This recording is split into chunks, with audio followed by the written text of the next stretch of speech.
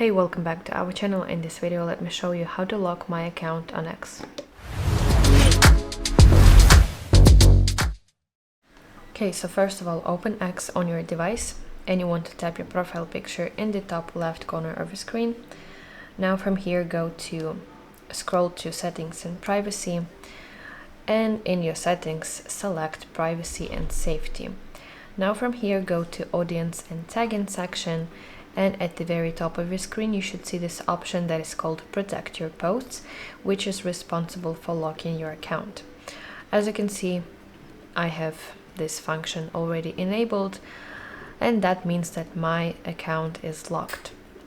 Additionally, only your current followers are able to see your posts on your profile, and any new people who want to follow you on X, they must send you follower requests that you must manually decline or approve. So you have to type your profile picture in the top left, and here from the list of settings you have to go to follower requests, where you can manage your followers. If you lock your X account, you can either accept them or decline them. So that's basically it. Thank you for watching. If you found this video helpful, please like it and subscribe to our channel to see more content like this.